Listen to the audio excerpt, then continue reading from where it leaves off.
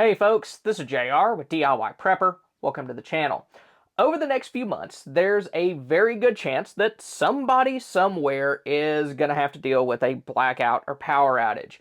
With our increasing summer temperatures, parts of the grid, like out west, just can't handle it, so then there's rolling blackouts, and we have hurricane season coming up, and then there's also the slight chance of solar flares or maybe even a CME in July.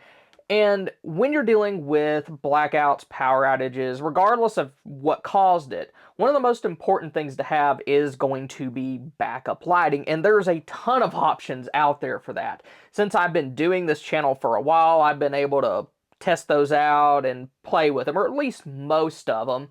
And today what we're going to do is we're going to go over some of the most common emergency lighting methods, and I'm going to rank them based off of my experiences having used them.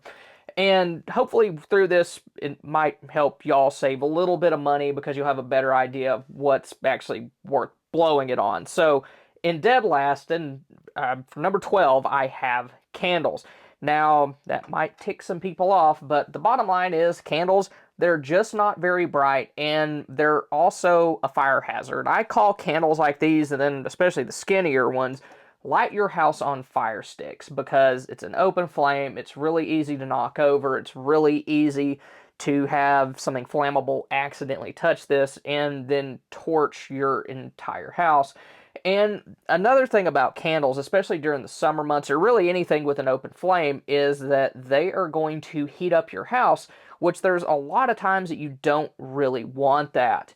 Now, jar candles, they're a little bit safer than these pillar candles, are a lot safer than the skinny candles.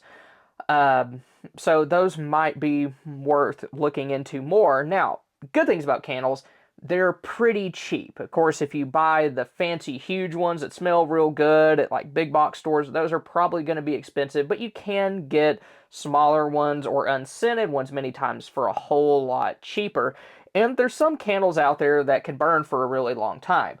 Then, after that, at number 11, I have glow sticks. And I know that these have been a prepper mainstay forever, but my big issues with them, first of all, kind of like candles, they're not too terribly bright, and then also they're one-time use only items. One-time use items have always bothered me ever since I was a kid, and I find it really hard to stockpile these in large quantities.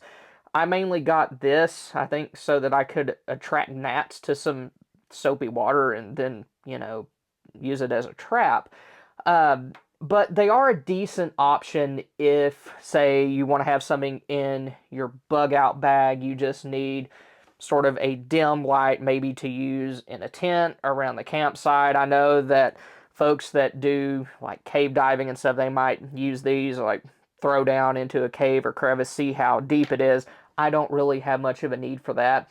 The only time that I buy the real glow sticks, the Chem lights, is when I go to the Army Navy store and I need something to bribe my son with. Hey, if you let me look at this stuff and you're real good, I'll get you a glow stick. He loves that. So, they are also good for kids. Then at number 10, I have skylights, like which are built into the roof of your home. Those, of course, are nice because they allow natural light into your home, and they are slightly less of a security risk than windows. But that being said, even though there's probably not ninjas climbing around on your roof during the daytime seeing what you have inside, light can escape from those when the sun goes down. So be sure that if you're using those, that you maybe don't put artificial lighting in that particular room once things get dark. That way you're not drawing unwanted attention to yourself. Now, the big downside to skylights is that they have to either be built into your home as it's being constructed, or you can add them with a remodel, and that's probably going to be pretty pricey either way. So it's one of those things that in most cases, you either have it or you don't. Then after that, I have oil lamps like these over here, just kind of standard tabletop oil lamps. And kind of why I have them down low on the list is, first of all, they use a finite fuel source that is pretty expensive. Lamp oil, the paraffin lamp oil, is pretty pricey. Of course, you can use kerosene, clean heat, and other stuff like that, but all that's finite, and all of it is going to be a lot more expensive than running the other lights that we'll talk about later on in the list. And another issue with these is that the fuel that they burn does produce an odor. My wife, for example, she cannot stand it. So we very rarely, if ever, use these. We tend to rely on things like LEDs most of the time. And in all honesty, they're not too terribly bright. The reason why they are a little bit brighter than a candle is just because the flame is bigger, but the taller that you make the flame, then there's going to be more smoke, more fumes, things like that. And these are not very portable. I mean, you can tell just by looking at this, this is all glass. If you aren't careful, you're going to break this. And of course, you definitely don't want to be moving it around while it's burning.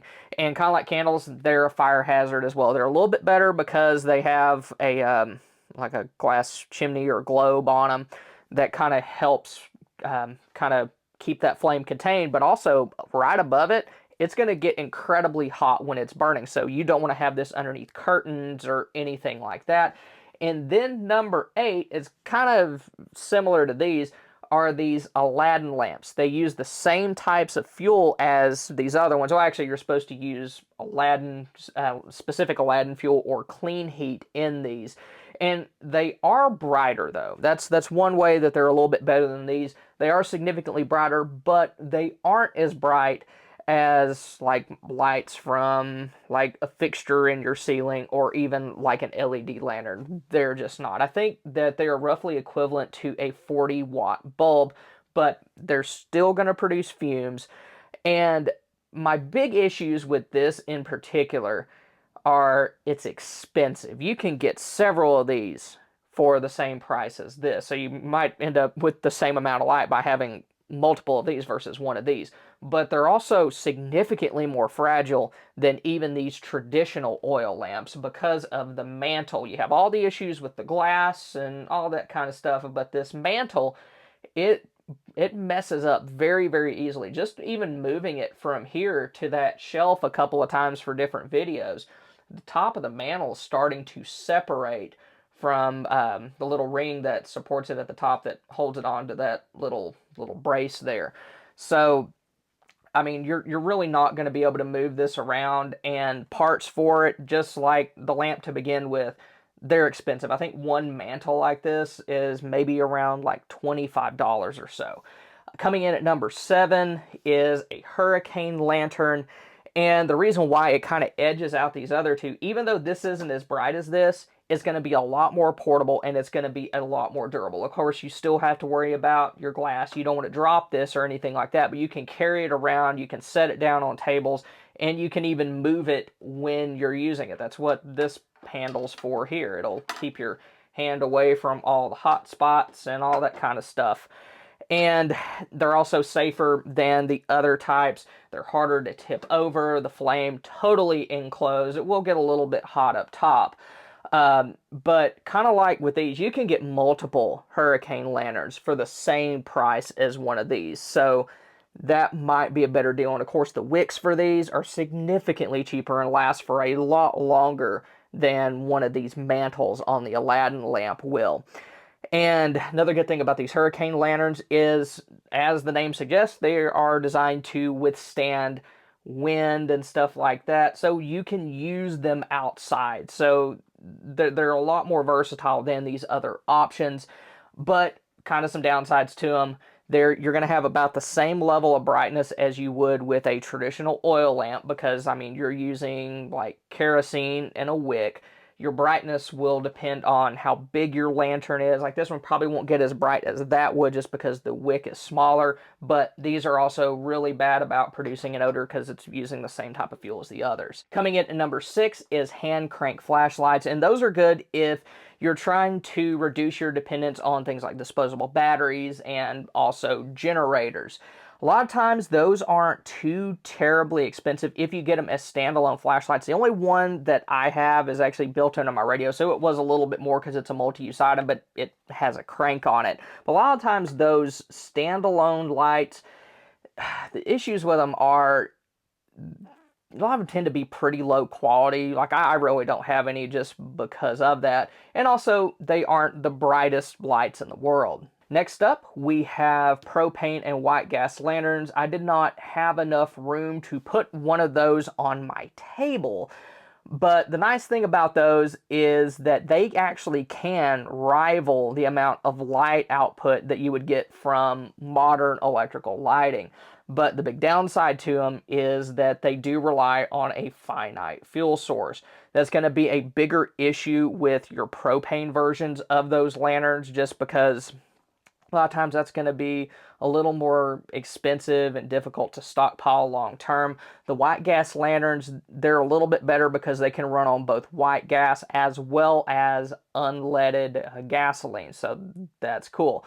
But one big issue with those, especially if you're using like unleaded gas, you're really not supposed to use those inside. Those are more of an outdoor lighting method. Then after that, at number 4, I have solar pathway lights, and those are a pretty decent little long-term light source. Now, they're not very bright, so they're going to work best in places like bathrooms, hallways, also on your nightstand. So places where you need a little bit of light, but you don't need a whole lot. And of course, since they're solar, you can set them out in the day, charge them up, use them at night, and you can do that for years. Now, the batteries on those can be a little bit finicky. They're not really the best quality. So, I mean, you might not be able to get decades of use out of them. Then after solar pathway lights, coming in at number 3 is a candle lantern. Now, you might be wondering why I put a candle lantern at number 3 when candles were dead last. And the reason why is a candle lantern really does overcome a lot of the issues that candles have just by themselves. All 3 of these candles, they are contained. Their flame is isolated from the area around it, although the top can get pretty hot.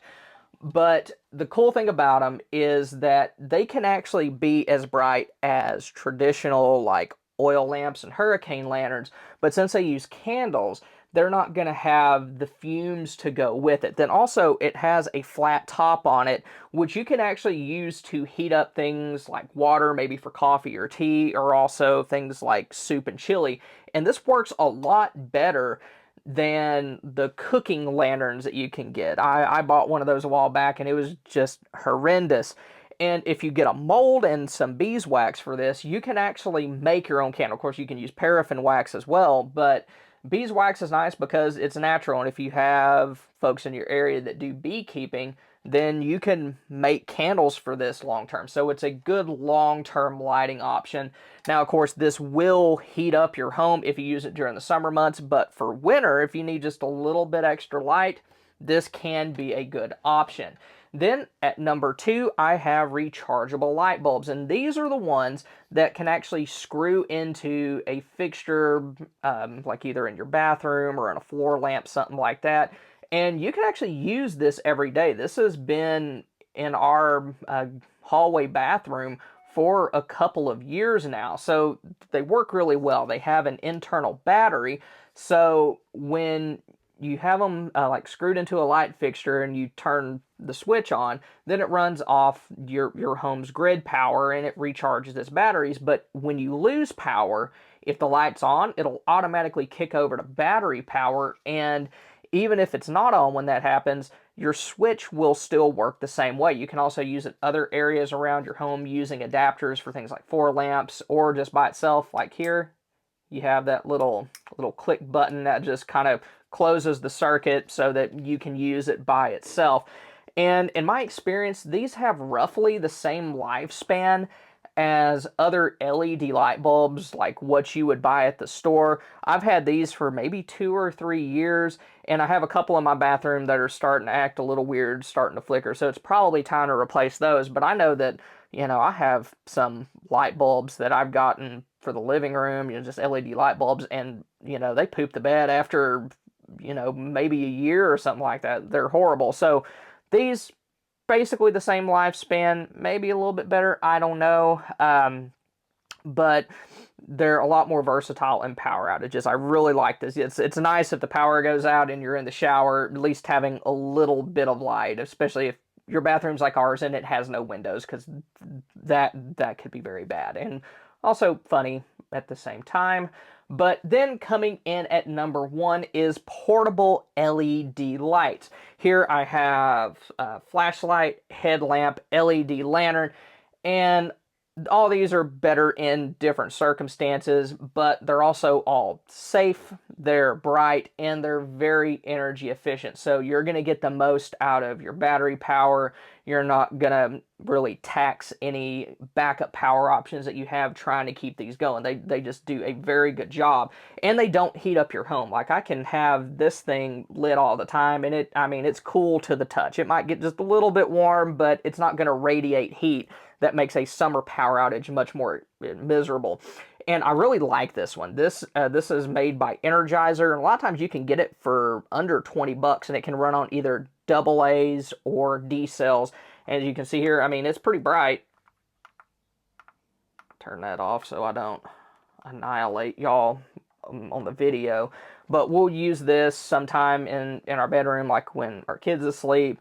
We just have some light and we're not disturbing him. It's a lot better than the light on the ceiling fan. And of course, headlamps, they're good for hands-free lighting. And I like this one because you can take this out and sort of have a right angle head flashlight at the same time. So that's kind of, if you can only have one good one, maybe get one like that can serve both functions. Now, with these lighting methods, if you have any like this that use proprietary rechargeable batteries, try to have some backups that use just traditional double A's, triple A's, and D cells. And what you can do with those is you can get rechargeable variants of those batteries. That way you're saving money when you're using these on a daily basis. And also, you'll be able to use them long term. Even if you have just a small solar generator, you'll be able to recharge those batteries for years and use your lighting methods whenever you need to. You're not going to run out of fuel for those. So that's another cool thing. Now, if you want to see a list of some more preps that you would actually use, then click here. Or if you want to learn about how to use a gas generator and solar generator in tandem with one another, how you can use them during blackouts, then go ahead and click here. Thank y'all for stopping by. Y'all have a good one.